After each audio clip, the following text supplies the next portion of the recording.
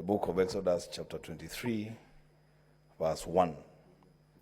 You shall not spread a false report. You shall not join hands with a wicked man to be a malicious witness. That is the Bible. The Mutuse I want to know from the Mutuse 1, is this impeachment motion really and truly your motion? I ask that question to the Speaker because on all accounts, the witness is unable to prove anything. Is this your motion, or are you called to just sign a motion, then to come and defend it here?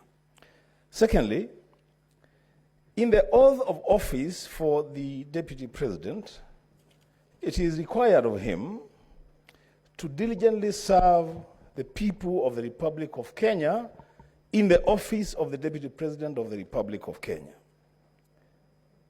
The people that reside in the Mount Kenya region are Kenyans.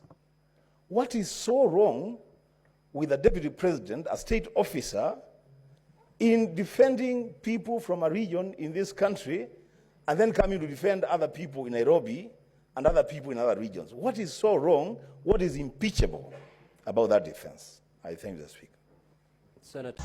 While Rigathi Gachagua was intimidated, I can use the name intimidated. Yesterday, he carried the day in the Senate House because the lawyers there did an exemplary work for him. They asked questions that were not clearly answered to the Senate House. Remember that in Senate, every allegation is debated by one, and there is that process of examining and cross-examination done to those parties.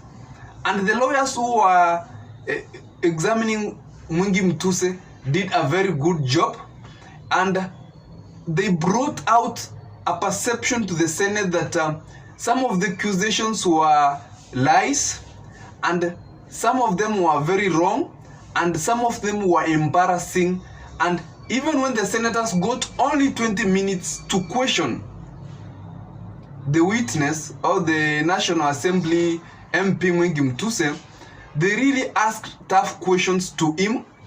And if you watched yesterday, you could have seen that the senators in the House were not very confused with the case MP Mutuse had brought up in the Senate House. However, the case is continuing today. Remember that today the second and third witness are being called by the National Assembly side to testify against Rigathi Gachagua. We will be seeing how they will be testifying. Remember that one of the people who had who was going to testify is from the side is the Nairobi Governor Sakaja, who says that Rigathi Gachagua did interfere with the running of Nairobi County, which is an interference to the devolution of Kenya, which he shouldn't out to do. That one will be done today, and we'll be following to see how with the Paul Mwite, the Elisha Ongoya team will do or will question, and will they really do the same thing they did yesterday by questioning, like they did question the KEMSA issue of the net, and they questioned it very well. And at least by the end of yesterday, if a genuine vote was going to be made in Senate, I think Rigathi Gachagua could have carried the day, because from a perception of a lot of Kenyans, there was nothing that had been brought out serious that could have led to the impeachment of the Deputy President. Remember that there was an explanation in Senate that an impeachment of such a caliber should be of a very high wrongdoing and very serious allegations, just not allegations, but very serious allegations. And those lawyers representing Rigathi Gachagua were very good in questioning. If you heard about the issue of the shares which was one of the grounds that was seemed serious to a lot of people, they handled it very well, gave video clips where the President William Samoei Ruto himself told people about how the government he used the name shareholders in positions, saying he'd given positions. He even brought out evidence that had been signed during the coalition agreement of the Kenya Kwanza government, where there was giving positions to various parties, where Wetangula was given a position, David was given a position, and even the Senate Speaker himself, Kingi, had signed that coalition agreement in the name of sharing the government. They did very well in convincing those senators that the shareholders thing that Rigathi Gachagua had meant was the sharing of positions in government, and they proved it to a convincing level. But we'll be seeing how the senators will be questioning today. The witness will be appearing, and we will see how they will question. And by the end of the day, we'll be having a clear picture of what is really going to conspire in the upper house.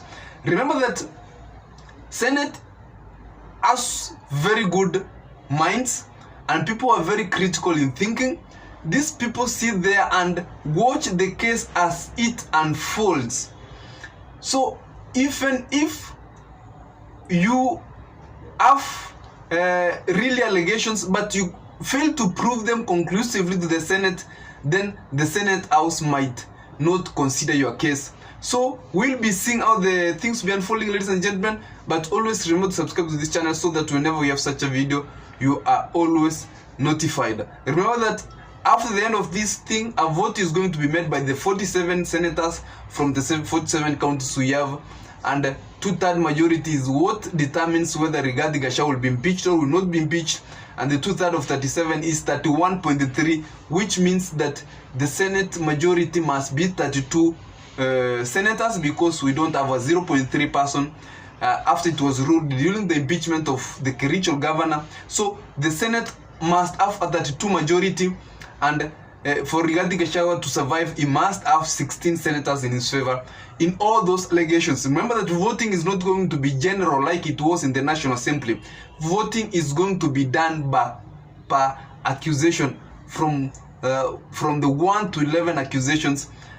And if Rigathi Gachagua is found guilty of any accusation, then it will lead to his impeachment. We will be seeing how things will be unfolding. Remember that also Rigathi Gachagua sat in that house the entire time, and I think a lot of Kenyans have developed that it was a good move.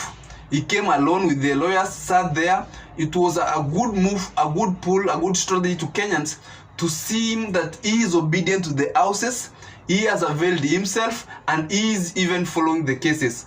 Be with us today, or I'll be informing you when he is questioned how he is going to respond to those allegations.